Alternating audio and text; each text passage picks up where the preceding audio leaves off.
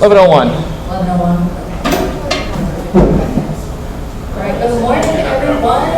Welcome to the Keycap Designer Panel, and welcome to KeyCon DC. My name is Phoebe, and I also go by Marshmallows Online. I am your local Keycap designer here in the DMV. For those of you coming out of town, you might be hearing that phrase a lot, and think, wow, they really care about their department overview.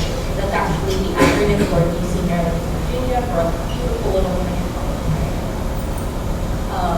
So I held a Keycap design panel once, and then when KeyCon Louder.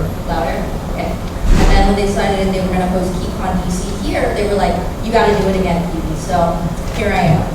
I designed BTBT Superstar. I've been working on a second set for a while, so I don't want to talk about it too much. But we decided to assemble this lovely panel of other Keycap designers just to kind of talk about the Keycap design process, advice for first-time designers, things like that. It's kind of nice to have a little dialogue with the gang. So, introducing everyone from left to right, we have Silent, who is the designer of BTBT Kabbalah. You wanted to show off your set there? So there's some tech issues, so I'm supposed to just like pick up this heavy board and just like show you. I'm not allowed to be heard anyways. You should tell me loud. Silent. We have Lightning, who's designed Green Phage, Gold R5, Blue Alert R2. Feel free to wait. Hello, everyone. Next, we have No Fun, who designed GMK Prussian Blue, coming out by Sue, in addition to Cat Napoleonic, DSS Lake Harvest, and nice Keycap 6. And then last but not least, we have Oren, designer of GMK Verdant Retro. Woo! That's Oren! Yeah. Hey, guys. Alright, so we only have 45 minutes. We have a couple of pre-selected questions, and then if you have time, we will have an audience Q&A. Alright, the first question, how did you come to be a Keycap designer? I think that no one should answer this question first. That's funny. So mine was kind of out of not exactly necessity, but senior gap. I had gotten into boards by way of the Ergodox, and I liked the Ergodox. I was like, man, could I only get some decent caps for this? And realized just how little there was available. So my first set idea was on the Ergodox Focused, and I kind of learned a lot of the process there. That set never came out because it just really wasn't worth GB. But that process kind of got me interested in it, and from there I ended up working on some other designs, and Cat Napoleonic was the first one that just kind of had commercial viability. Cool. So I fell in love with green is my color. Like green is probably my favorite color, and I love beige. So I found a Keycap set that I've been hunting for called BSP Green on Beige. It's probably my favorite looking Keycap set I've ever seen. It's super old, super hard to find. So I decided to design my own version of that. It was just pretty much out of necessity. I wanted that set for myself. So I designed it for myself, and people liked it enough. And we were able to push it through, and I'm super grateful for that. So awesome. I'm Silent, and I kind of threw No Pun under the bus because I know he has been doing this much longer than I have. I don't know our other people as well. I got into it over COVID. That's when I kind of jumped into the hobby when I was stuck at home and working from home all the time. And I thought I'd have all these really cool peripherals, but not keyboards. And so I kind of got into custom keyboards, and then I discovered that, hey, there's this whole community of people like designing custom keycaps, and you can do anything you want. So it became a really cool artistic outlet and hobby for me while I was in school. And the two sets that I've made just kind of came out of that. So hi, I'm Diego, or I go by Lightning, or the people might know like Lightning Keyboards. I also stream on Twitch. But the way I kind of started doing keycaps was mostly out of a need or out of a desire for wanting specific colorways with specific designs. So for example, like Green Beige add-on, which was the first add-on kit that I ran with Novelties back in I think 2018 or 19, was because it was inspired from a vintage cherry keyboard that had this Greek and Cyprus alphabet themed keycaps on it. But the problem with that is that they're very, very hard to find out there. A lot of vintage cherry keyboards have been recycled or discarded as electronics recycling, and so they're pretty hard to come around. And I thought, well, if we have these kind of state-of-the-art thick double-shot keycaps and a manufacturer that can make them, why can't we actually make these new molds for this set? And so that's kind of how it came about. And then for future sets after that, like for Dolce or for Blue Alert, it was mainly just wanting those particular colorways which already existed, but with very specific things. Like for example, for Dolce, I wanted it to have row 5 bottom row, which is like a traditional cherry style of doing the sculpted row for a cherry profile. And for Blue Alert, it was like wanting a specific type of modifiers, for example, which is different from the previous round. And so I had to like go and ask for permission from the original runner to sort of like get the blessing, and then go from there and design a kit around that.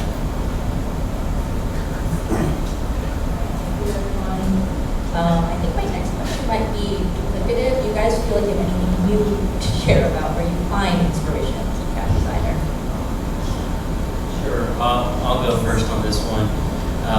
I found the inspiration for Kavala because that's where my family's from, and I was kind of looking for something to design a first set around, and found this beautiful photograph from Kavala of a sunset that my uncle had taken. So that's what really inspired me to make Kavala. For Pavilion, kind of just going to local craft fairs. There was this local craft place where they did like pinups of butterflies and moths and other beautiful insects, and that inspired me to try to design a interesting little butterfly set. I thought that I couldn't really find a whole lot out there with the colors that I selected, so that's what made me want to make those two sets.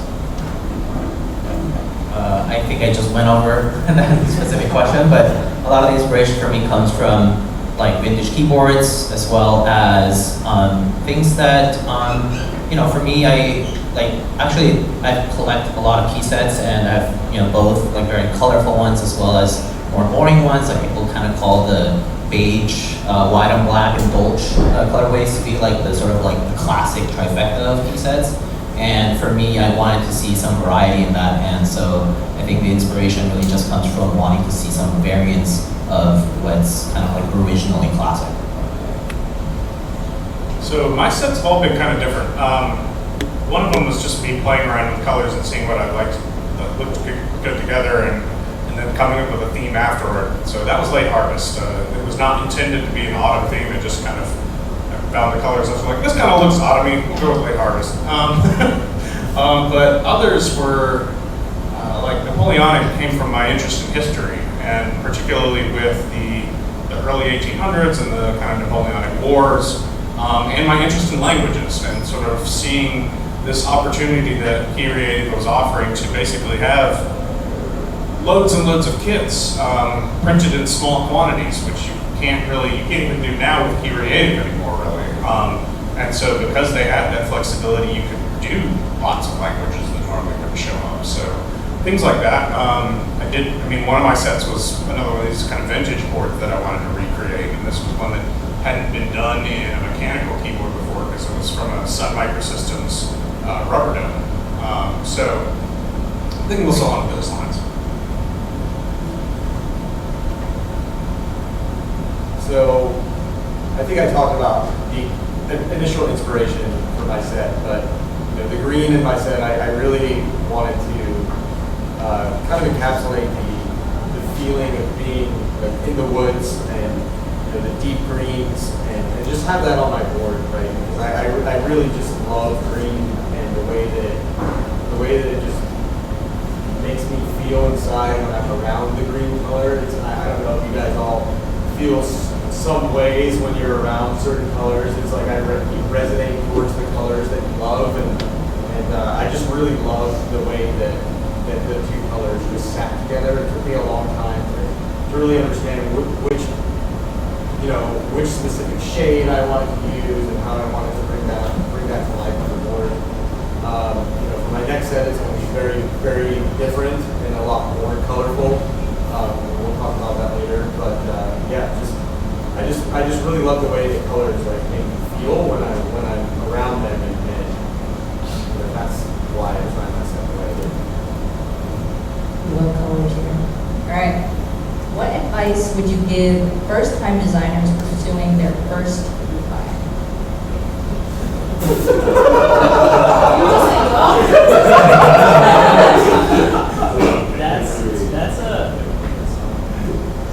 That's actually quite A tough question, just because there's so much more involved than what you see from the outside.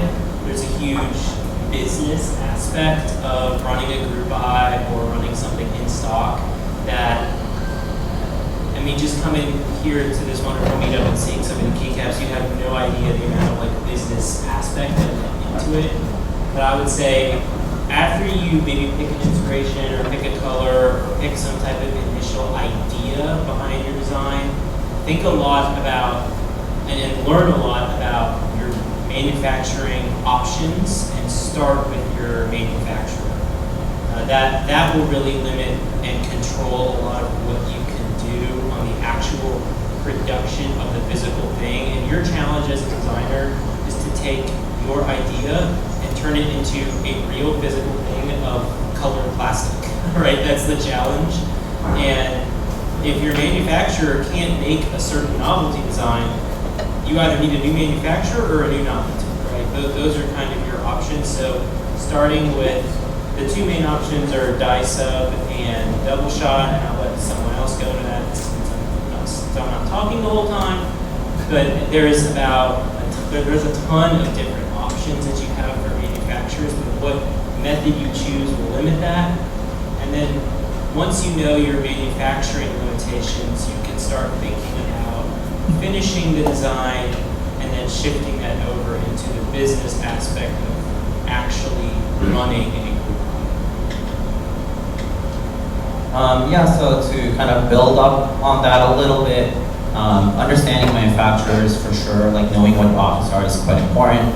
But I think one more concrete piece of advice I would give people is, read about what's been done before you. So there are, if you could list all the keycap sets out there and whatnot and the way they kind of came to be, there are successful ones and there are less successful ones. And there are reasons why successful ones are in such a way. Like for example, I think one big thing is kitting. And kitting involves essentially the selection of keycaps that comprises the base kit or a child kit, which will have novelties and extension and things for extended compatibility, things like that. And all of this must strike a balance. For example, if we talk about two of the most prolific manufacturers, one of them is going to be Signature Plastics, that is based here in the United States. Typically for a lot of Signature Plastics key sets, they're kitting so the way it works is that you code a kit and there's minimum order quantities for this. And the way those scale, it allows, a lot of SP sets in the past have allowed key sets to be split into a fairly large number of small kits. But for example, if you move with a manufacturer like GMK in Germany with their ABS double shot technology, it's actually kind of discouraged to do a lot of small kits. A lot of kits with that is a lot more difficult. And so, for example, for GMK sets, you want to have a base kit that is very comprehensive and covers really you want to cover that 90% of the common and most used layouts out there. And so kitting that is a lot harder because you're talking about taking a keycap here or two or putting one in, and that will increase or decrease in price accordingly. And that's something to consider because the perception of, let's say, a $100 base kit is very different from one that's at $130. right?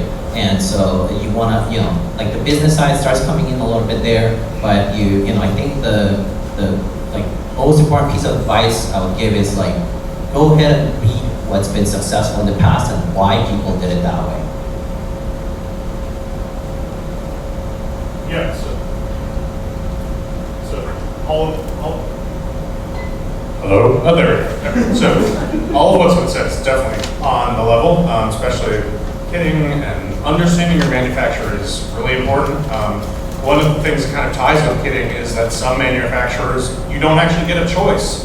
And so knowing that ahead of time before you start advertising, oh, I'm going to add this, and this, it's like, well, you chose, is it a DCX or something like that, a drop? Like, you chose DCX, you don't have a lot of kitting options. You kind of have one mold that makes everything almost exactly the same. So, you might have a little bit of flexibility there, but you need to know that going in. And so there's that. I'd say one of the big things is just have a lot of care for what you're doing. Like, this is a product you're making. It's not just, hey, I want this cool color. Like, yeah, that might be how you start. But understand you are designing a product. And while this kind of product some of these products might be easier to get through than others, especially if you picked like a color or two and you're handing it off to a manufacturer that does pretty much everything for you, it might seem like there's not a lot into it. But for especially a lot of these sets, there's a lot of work involved. And a lot of it is not even design work. It's logistics and herding cats of various vendors and things like that. If you don't care enough to really learn about the process, then maybe hold off on doing an IC. Like, your interest check might be fun and such like that, but a lot of people in COVID just came into this, they learned a little bit of Blender and they picked some cool colors and they're like, wow, look at this key set. I'm like, yeah, that's great, but are you actually prepared to follow this through?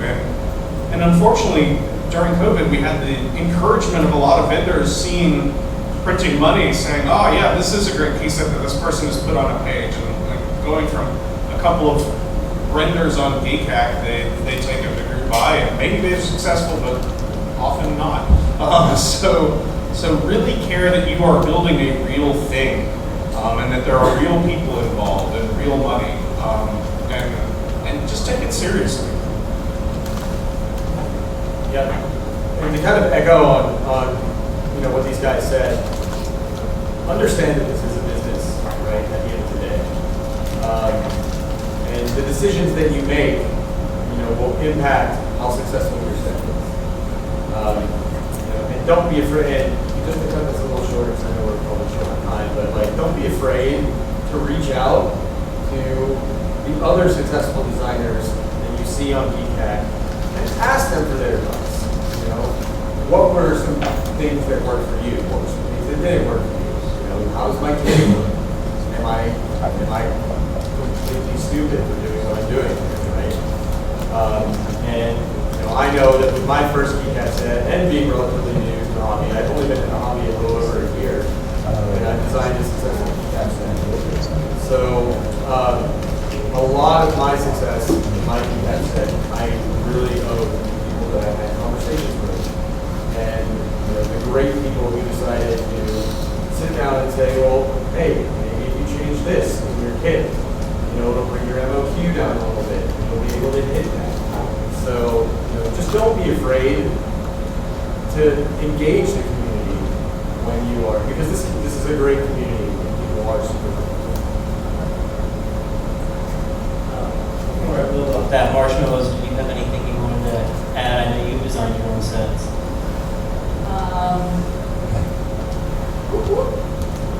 Yeah, I would say that like really leaning on the community connections you have it's very powerful, because what's really nice about like the keyboard community overall is that everybody is super friendly. I think everybody wants to see like other fellow designers succeed. And it's not often, I would say, like most of my other hobbies, that like you can have a direct relationship with the actual maker. That goes for keyboards, that goes for keycaps. When you really think about like that interaction that we're having between like customers, designers, and vendors, that's a pretty powerful relationship that like I'm not seeing with microphone technology, for example, right? I'm not really buying a microphone, Okay, please. Yeah, and I want to build on that too. Almost, and I know Glenn more than anybody else here on this panel, but we are pretty much all like one Discord message away. Like that's just kind of how it works, and most designers have their own Discord where they try to post their updates, and they try to post them on Keycap, so you can message them on Keycap too. And there's a whole community of designers. Like I would not have been able to make my sets without help from several other designers who had previously ran successful sets and understood how to work on languages like NoPun. And I worked very closely on the Greek sublegends for Kabbalah, and that's the only way they were so successful is by having someone like NoPun be able to guide me. And I wanted to add on too, because NoPun was talking about kind of that this is a process and you should care, and I totally agree with that. And to give an example, Kabbalah has 7 custom Pantone colors that had to be matched. It took us like 2.5 to 3 years to get it into the hands of customers from the group by date. That's a long time. There's a lot of back and forth thing. There's a lot of manufacturers, a lot of taking vendors and trying to, herd them. And when you have, if you have stock colors that the manufacturer already has, that kind of makes your life easy. But, if you want to take on a horrible challenge like 7 custom colors, you need to be able to and willing to see that through and see the vision through. And there's all sorts of folks, whether it's on the vendor side or on the designer side, that are willing to buy in and help. And so kind of lean on other people as well. All right, next question. Any important lessons learned from completing previous group buys? I want real stories. Real specific stories. Come on, guys. There's one thing that for sure almost every designer or any person who has brought a product into the space can agree on, and that is the being proactive about pursuing and talking to your vendors very actively, like getting those invoices paid, the royalties, the aspect of checking in on them about the numbers for the sets is pretty important, because there are specific things that are pre-allocated in terms of the number of sales and whatnot, and there might be other things like extras and among other things that you also might want to coordinate, because there is a little bit of a sensitive period of time between, let's say, you finalizing that group buy phase, the pre-order phase, and then things getting manufactured and then delivering to customers, and you kind of want to be there along that entire way, like keeping people posted, saying, hey, we heard back from X manufacturer who told us that this is 75% complete, and this is the estimated date that are currently providing, grain of salt, and you kind of want to communicate that to your customers or to your fans, whatever that is. And vendors do have the responsibility to do this, but at the end of the day, it was your idea by which they are also doing this, so you want to follow through and keep people posted, reassure them that what you're doing is going to be worth it at the end. And I think that's one important lesson that I've learned is like just being proactive about communication is so important. Yeah. Another thing that's happened lately is that the world is getting into this hobby, which is great. I mean, there were already lots of different places in the world that had little vendors, but now we're seeing lots of new vendors sprout up all over Southeast Asia. We had some in Singapore, but now we've got in Malaysia, and we've got in Indonesia. And so if you have a good set, you post about it, you're probably going to get a lot of contacts from people that are like, hey, can we run it in X country? And that's great. You're going to end up with like a list of 16 vendors at the end of the day. What I have done with my most recent set that I highly recommend doing is determine a minimum amount that they have to buy. Whether it comes from customer orders or extras, get them to promise that they will buy at least like 10 base kits and maybe some amount of child kits. Do not let one of these small vendors create all the extra paperwork for you and all the extra hassle for you if they're only going to end up buying 2 sets. Because I have had vendors that, I had one vendor that we did all the work for to get ready and they bought nothing. So if they are not worth it. If they're willing to put up the promise for it, whether to get customers or whether to buy extras, then they are worth it. Because we want to grow this hobby. We want to see more worldwide vendors. But if they are not willing to put forward the monetary commitment to actually buy your products, they are not worth your time. I can't even echo that enough. With my first set, I had a couple vendors that, had under 5 sets, total, and it definitely wasn't worth the time and effort to really engage with them, right? So for my next set, that's really good advice. Actually, that's the first time I've heard that advice. It's good enough. So, and I think Diego said this, pay attention to your thing. Listen to what your interest check says. Make the decision between R4 and R5 group and stick to it. and see how that impacts your sales. So, yeah. And if you have questions on kitting, this is like, there's a few of us that do this a lot and do this sort of labor for free and have guides put together for things, especially if you're looking at languages or things like that. Like we're on the KRK server, we're on the Keycap designer server. I do a lot of this kind of stuff where somebody will post a base kit and say, hey, what do I need help with? And then I proceed to give them a long list of here's what you could do, here's what you could do, and then they proceed to ignore all of it. But and one particular designer did that recently that's driven me a little nuts. Yeah, we are there. We can help.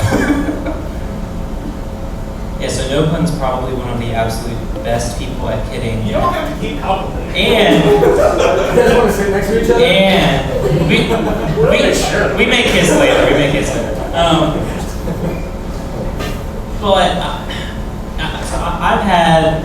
I made some unfortunate, unlucky rolls with some vendors, namely Mexico. And I think it was mentioned earlier by No Pun that we've had some vendors overextend themselves.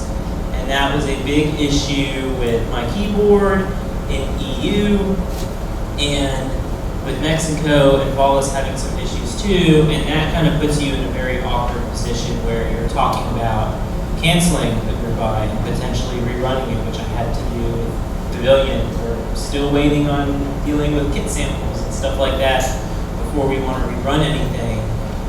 There are folks that ordered and can't get some of my EU Kavala kits because my keyboard went under and we tried to contact them and got nothing. So it is very important on the business side that you understand what you're getting into and that you're dealing with real customer money, and ultimately at the end of the day the buck stops with you.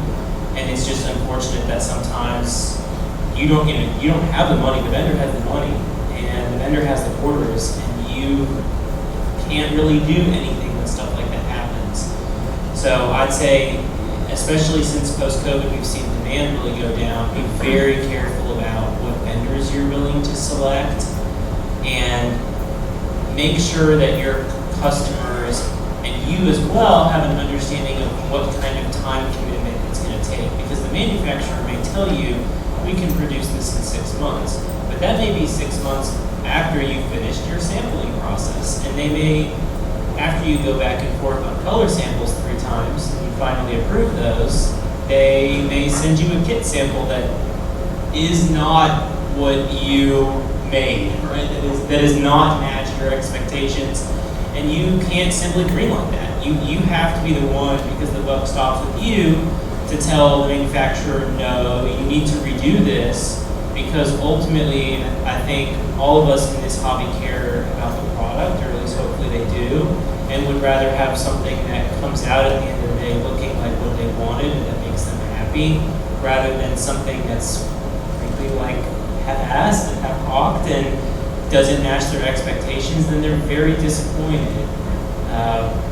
I wish it wasn't that way sometimes. Like sometimes I wish I could take it from idea to product in your hand like that, but it just doesn't work that way. So understanding both the timeline and expectations for yourself and for your customers, I think is hugely important. And along the road, there are experienced designers, not just at this panel, who have done this time and time and time again, who can guide you through the process. You don't have to just like wing it. Like, we're here to help.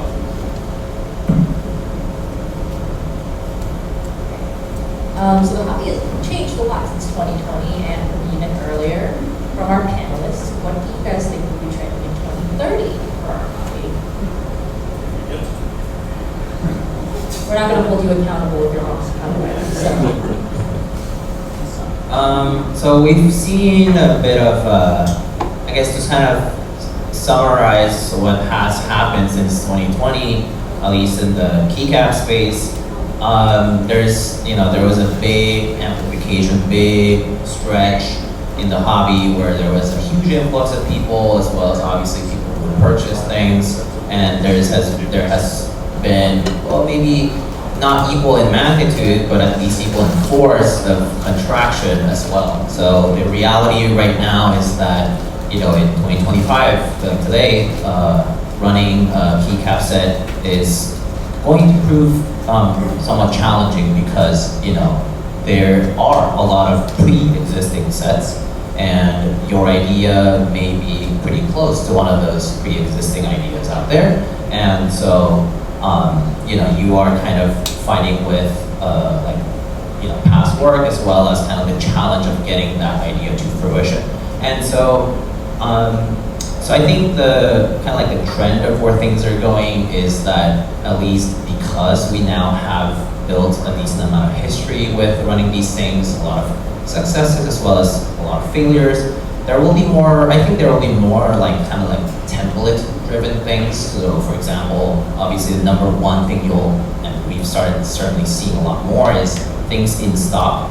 But I don't think the quantities will be the same as before. I think the quantities in stock that you can expect will be small batch. They'll say we are running. I think a prime example of this is Novelkeys. Novelkeys has been doing recently small batch pre-orders of key sets like GMK Sloth or GMK Kaiju or whatever it might be, right? And so they're ordering, let's just say 200, 300 units at a time, and they essentially are guaranteeing that it's going to be an in-stock item, or at least, there's a small pre-order period for the people who just want to get in and get that discount. But I think we will be seeing more of that just going on, very template-driven things that have been done in the past, proven successful, do it in a small batch, and just do it over and over again ad nauseum until that demand sort of dies out, right? And so I expect that to be more of a just big push there. I think there will be some passion-driven group buys and just traditional things where you have to do an interest check and actually gauge the numbers in the market and see if you can hit it. And there will be, I think, more failure stories too, where people will be like, MLQ was an example, 150, but we made it to 82, and vendors just didn't really want to, it's not really on them to fork out the rest of the money, right? So I think there will be more stories to tell about, it didn't make it, but at least hopefully, people will learn from why that didn't happen. And I think that will kind of keep pushing things towards a little bit more of a, structured, template-driven layout, I guess, for vending Yuki sets.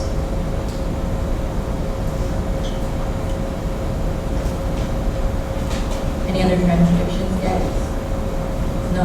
I guess part of the thing was, I think what it's going to look like is a lot more like what the hobby looked like pre-COVID, where there's a lot of passion and there's a lot of people interested in this stuff, and we're showing our friends, and so sometimes we get other people into it too.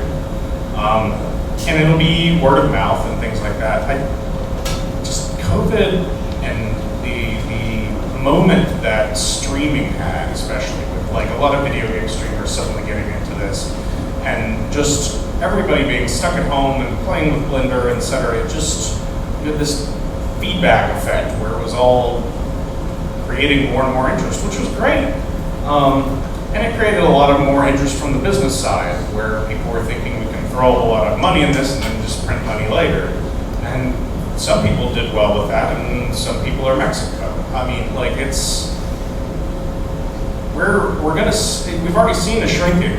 I don't think we're going to necessarily continue to shrink. There'll probably be some slow growth from here, but unless we get another moment like that, I think we're going to see it be a hobby, like it's been. You know, you can look at other hobbies and see how they've had growth patterns. There's people who do model trains that have the same level of kind of detail and passion in those that we have with our keyboards, and they do their own custom products from time to time, and they paint their little sets and things like that. And you're going to see a more concentrated, a little bit more passionate group involved, as opposed to just hype beast, crazy amounts of population jumping in. Yeah, I think we have to accept that COVID is an anomaly everywhere in all markets, and it's not going to be like that. It hasn't been like that, and we have to just kind of, I think we jump back probably to where we were, and there's going to be slow growth maybe, but it's an anomaly. Last, my pre-selected questions. Are there any upcoming Keycap projects that excite you? I'll take this to answer the last one. I have quite a few, actually. Really excited for Gorp, just coming out, or hopefully coming out from GMK by Action Creates Release. It's one of the coolest colorways that I've seen in a long time. It's very unique. I'm excited for a set by Rascals called Just Peachy, which is also absolutely beautiful. Blues and beach themed keyboards. And then Chippies is designing a set called Shaded, which is a combination of both. It's almost like GMK Dark, where you have your black on gray and gray on black combos, which are just gorgeous when you have dark colored boards. I wish that somebody, I don't know if I'm going to like this, but I really want that brown on beige 3077 to work at some point.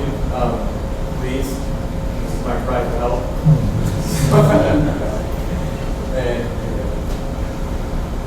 Yeah, so I've had the privilege of doing something kind of fun that's not a hobby project. I have been working with a government entity, the Cherokee Nation, to do a keyboard for their immersion school.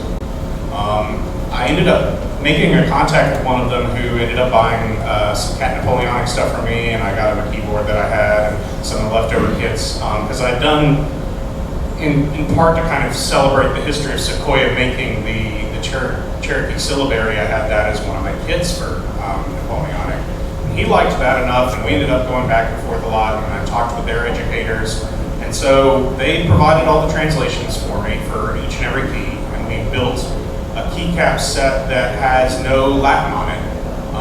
It has, I left on the US layout punctuation marks, because most of those punctuation marks don't exist in the Cherokee, and they have to kind of switch back and forth between languages to get them, as well as numerals and things like that.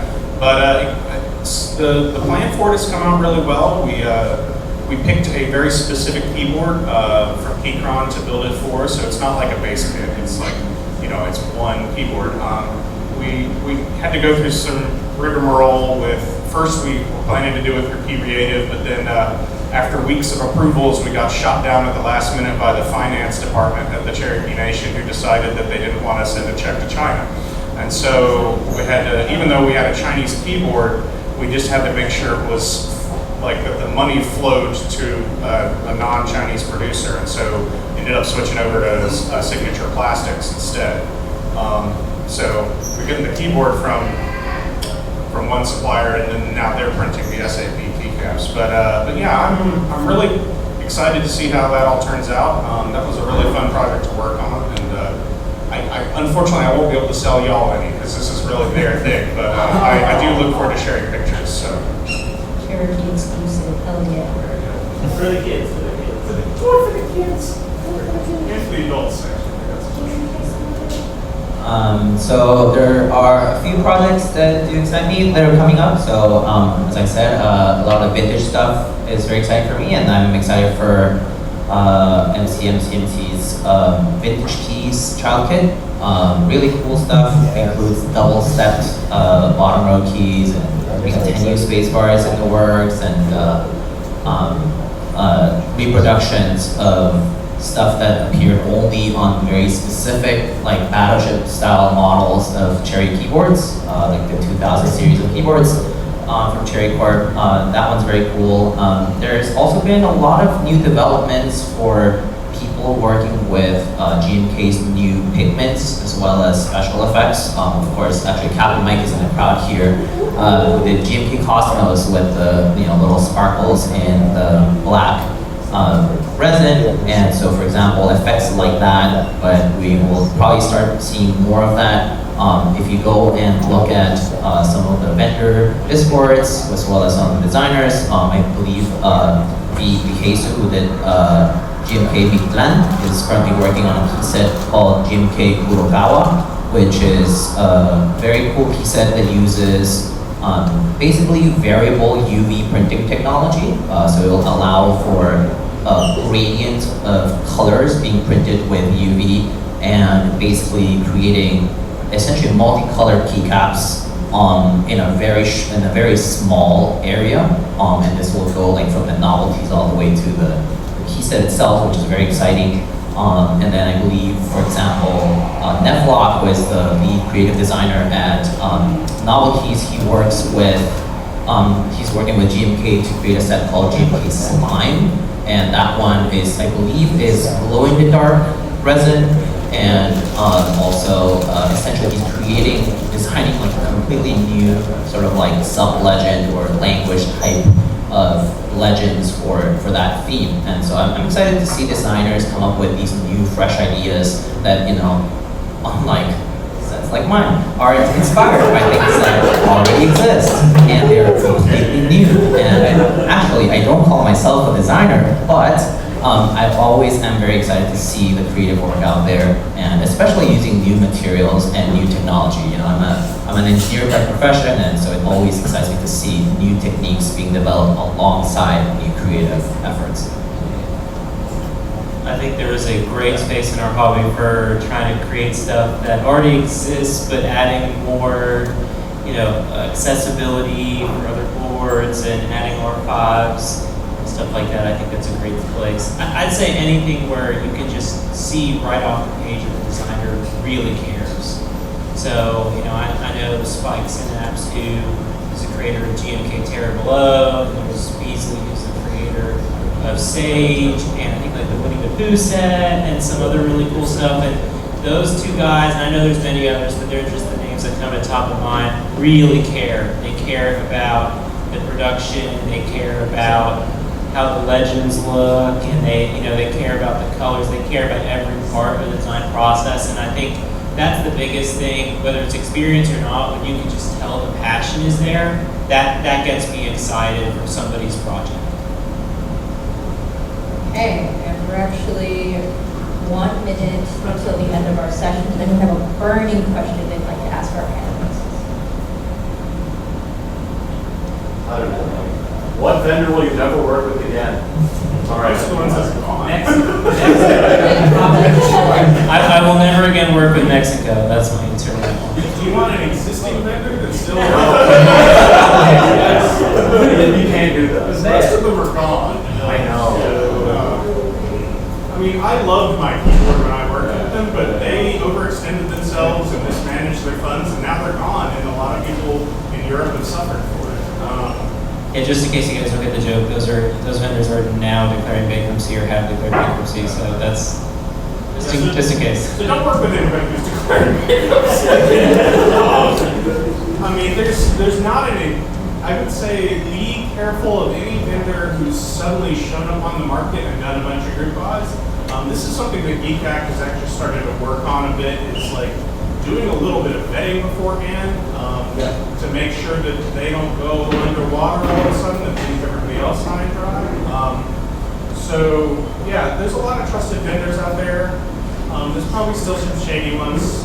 Most of them aren't really doing any new group buys these days, but it could happen again. Thank you, everyone. Please give a round of applause to our panel.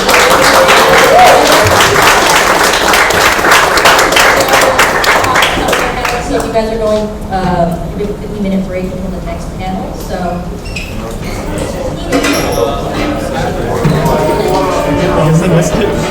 That's the end, bro. And then, I'm gonna go down and check our stuff.